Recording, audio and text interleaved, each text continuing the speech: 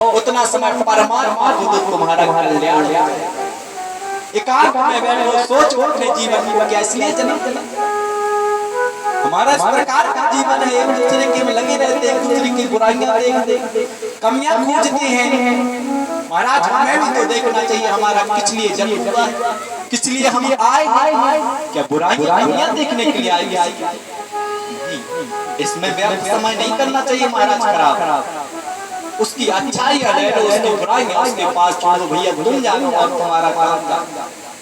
अपने आप को झांक के देखो, मैया वृद्ध हो गई तो ठाकुर जी स्वयं सेवा करने के लिए आए, ठाकुर जी सेवा करते हैं। इनका बल मानो, देने वाले हैं, करने वाले हैं। संसार कोई हाथ नहीं लगा लेगा, संसार कोई मदद नहीं कर पाएगा। जो हमारे परमात्मा चाहेंगे वही होगा। सत्य यही है। संसार के सामने हाथ फैलाते हैं हम और रोते हैं, पुकार करते हैं हमें पैसा दे दो, ब्याज दे दो भैया, अरे इनसे मंगाओ, ये जगत का है, ये सारे जगत को देते हैं। इनसे मंगाओ, इनसे कहो रोना है इनके सामने रो, संसार के सामने रोने की जरूरत नहीं है। परमात्मा से मंगाओ, ये जगत जगदीश्वर है, सबको देते। मैया की सेवा करते, मैया को स्नान करते, जैसे बेटा स्नान नहीं करवा सकता, बढ़िया जल धुल के लाते, बढ़िया बालों को धुलते, बढ़िया जो है श्रृंगार करते और मैया की सेवा। राजा पारीक्षित जी कहते गुरुदेव अगर भगवान चाहे तो आशीर्वाद दे तो ठीक हो जाए मैया, सेवा करने की क्या जरूरत। भगवान चाहे तो सर्व सामर्थ्यवान है, वो केवल ऐसा हाथ कर दे तो मैया ठीक हो जाए, सेवा करने की क्या जरूरत है। तब श्री गुरुदेव भगवान कहते हैं सुखदेव जी राजन, जो मनुष्य के प्रारब्ध में है वो उसको भोगना पड़ेगा। जन्म विवाह मरण पुनि सोई, जहाँ विधि लिखा तहाँ दशा हुई। ये सब लिखे हमारा, चिंता करने की जरूरत नहीं है। ये ना सोचो हमारे लड़के के बर दिखानी आए, जहाँ होना है सो होना है, सेटिंग जमाने की जरूरत नहीं पड़ेगी, वो अपने आप संजोग बन जाएगा। जन्म विवाह, जन्म जहाँ होना है, विवाह जहाँ होना है, ये सब लिखा है, फिक्स है, इसमें कोई संदेह नहीं। चिंता करने की जरूरत नहीं, चिंतन करने की जरूरत है। चिंतन करो भगवान निवास। महाराज सेवा करते हैं, गुरुदेव बताते हैं अगर भगवान की सेवा करोगे तो जहाँ तुम्हें जो है तलवार लानी है वहाँ कांटे के रूप में, चाकू के रूप में थोड़ी सा ऑफर के खा लो तो जूते मान जाओ, माने जाओ कि नहीं। इसी प्रकार जो होना है तो वो तो होना है, मगर जो है ऑफर के नहीं मिले छोटे रूप में निकल जाएगा। आप मानो कि वो छोटे रूप में आपके जीवन भैया की सेवा किए और सेवा करने के बाद में धीरे धीरे समय ऐसा आया, एक दिन मैया का अधिक स्वास्थ्य खराब हुआ, मैया ने शरीर छोड़ दिया। जब मैया ने शरीर छोड़ दिया, कर्मा देवी ने शरीर छोड़ दिया, तो कन्हैया रोने लगे, रुदन करने लगे। कन्हैया जो है जोर मैया से खिचड़ी पाएगी, मैया आ जाओ, ओ मैया हमें छोड़ के न जाओ। भगवान रुदन कर रहे, परमात्मा रो रहे और पुकार रहे। ठाकुर जी ने कहा पुजारी जी हम अपनी मैया का अंतिम संस्कार करने हम आएंगे, हम स्वयं अंतिम संस्कार करेंगे हम अपनी माता जी का। पुजारी जी ने कहा नहीं परमात्मा आप अंतिम संस्कार नहीं कर सकते उनका, क्योंकि आप जो है एक मर्यादित है, आप जो है मंदिर में विराजमान है, आप संस्कार नहीं कर सकते, आपके बदले हम संस्कार करने जाएंगे। जब इस प्रकार कहा तो पुजारी जी ने, तो भगवान ने कहा ठीक है पुजारी जी हम आपको अपने बदले भेजते हैं, मगर हमें कमी महसूस नहीं होना चाहिए, हमें ऐसा नहीं लगना चाहिए कि हमारी माता की इस प्रकार जो है अंत्येष्टि होना चाहिए, इस प्रकार हमारा माता का संस्कार होना चाहिए, संस्कार में कमी नहीं होना चाहिए। पुजारी जी ने कहा परमात्मा आप निश्चिंत रहिए, आप संदेह न करिए, विधि विधान के साथ जो है अंत्येष्टि होगी। पुजारी जी गए और पुजारी जी ने मैया का जो है अंतिम संस्कार किया। वेद विधि के साथ अंतिम संस्कार किया, वेद रीति के साथ अंतिम संस्कार किया। पुजारी जी स्नान किए और स्नान करने के बाद धुले हुए वस्त्रों को पहना और महाराज जब मंदिर में आए तो ठाकुर जी के अश्रु ऐसे बह रहे हैं, ऐसे बह रहे हैं, रुक नहीं रहे हैं। पुजारी जी ने कहा परमात्मा आप तो बुद्धिमान है, सर्व सामर्थ्यवान है, आप रुदन करेंगे, आप रोएंगे तो संसार का क्या होगा? आप जगत पिता है, आप रो रहे हैं।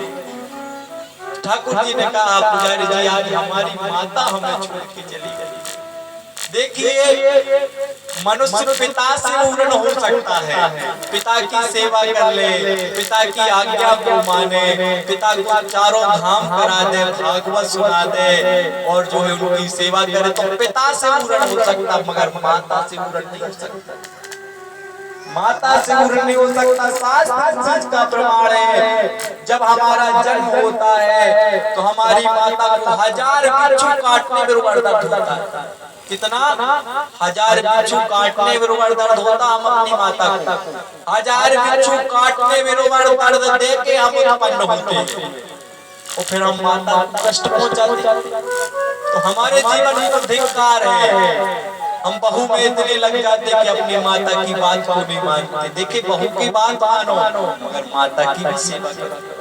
अगर आपने अपने माता पिता की सेवा की तो परमात्मा आपको आशीर्वाद देंगे और आपके पुत्र भी आपकी सेवा करेंगे। बहुओं को चाहिए कि सास ससुर को अपना माता पिता माने। जैसे माताएं होती हैं वो चाहे तो दोनों कुलों का उद्धार कर दें। बहू को सास ससुर नहीं मानना चाहिए, बोले सास ससुर नहीं मानना चाहिए, माता पिता मानना चाहिए। माता पिता मान के सेवा करना चाहिए। माता को कभी कष्ट नहीं पहुंचाना जीवन में, कभी अपशब्द नहीं बोलना। जो व्यक्ति अपनी माता से अपशब्द बोलता है, अपनी माता जी से गलत शब्द का प्रयोग करता है और हमने ये देखा मूर्ख व्यक्ति, बुद्धिहीन व्यक्ति कभी कभार अपनी माताओं को मारते हैं। उनका जीवन में कल्याण नहीं हो सकता। भागवत में अश्वमेध यज्ञ करवा ले, उनको कभी उद्धार नहीं हो सकता। कभी माता पर हाथ नहीं उठाना चाहिए, कभी माता से अपशब्द नहीं बोलना चाहिए और जो है कभी पिता से अपशब्द नहीं बोलना चाहिए, बड़े भाई से अपशब्द नहीं बोलना चाहिए। पहले नंबर तो चरित्रवान, चरित्र है तो सब कुछ है। नियमों का पालन करो, चरित्रवान बनो, सेवा भाव भक्ति रखो अपने अंदर, तब जाके परमात्मा की कृपा होगी। ठाकुर जी ने कहा पुजारी जी भेज तो रहे हम आपको मगर वेद विधि के साथ आना चाहिए। हमारी माता जी हैं, माता से बड़ा कोई नहीं होता है, ऐसे नहीं होना चाहिए। पुजारी जी ने कहा ठाकुर जी आप जो है किसी प्रकार का संदेह न करें, नियम के साथ आपकी जो है माता का संस्कार होगा। संस्कार किया, ठाकुर जी रुदन कर रहे, पुजारी जी ने प्रार्थना की ठाकुर जी ना रुदन करो, आप चुप हो जाओ। पुजारी जी ने ठाकुर जी के अश्रुओं को पोंछा। अब जो है पुजारी जी ने थाल लिया प्रसाद का, ठाकुर जी को भोग लगाने के लिए आए तो ठाकुर जी ने मना कर दिया कि हमारे जो है मंदिर में कोई प्रसाद नहीं लगेगा, हमारे मंदिर में कोई प्रसाद नहीं लगेगा। तब पुजारी जी ने कहा परमात्मा ऐसा क्यों? बोले जैसे एक पुत्र को कष्ट होता उसी प्रकार हमारे अंतःकरण में हमें कष्ट है। आज हमारे मंदिर में कोई प्रसाद नहीं लगेगा, हमें प्रसाद स्वीकार नहीं है। दूसरा दिन हुआ, पुजारी जी ने प्रार्थना की परमात्मा अब तो आप प्रसाद स्वीकार करो। तो बाके बिहारी द्वारकाधीश भगवान ने कह दिया अगर हमारे मंदिर में प्रसाद लगेगा, अगर लगाना चाहते हो तो केवल खिचड़ी का प्रसाद लगेगा और कोई प्रसाद नहीं लगेगा। हम आज से नियम बनाते हैं जब तक मंदिर में प्रसाद लगेगा वो खिचड़ी का भोग लगता है। आज भी वहाँ खिचड़ी का भोग लगता है। बोले कहाँ लगता है महाराज? बोले जगन्नाथ के भात कौन जगत पसारे हाथ। ये जगन्नाथपुरी की महिमा है महाराज, शास्त्र चीज का प्रमाण है। जगन्नाथपुरी में कर्मा देवी हुई, कर्मा देवी जयंती आज भी मनाई जाती है। वहाँ आज भी खिचड़ी का भोग लगता है। जो जगन्नाथपुरी से खिचड़ी पा के आ गया वो एकादशी के दिन भी चावल खा सकता है। भगवान ने कहा है जगन्नाथ पुरी का प्रसाद पाके आओ तो एकादशी के दिन भी चावल खा सकते हो। बोलो जगन्नाथ भगवान की जय हो, बाकी बिहारी लाल की जय हो। गोविंद जय जय गोपाल जय जय गोविंद जय जय गोपाल जय गोविंद जय जय गोपाल जय गोविंद जय जय गोपाल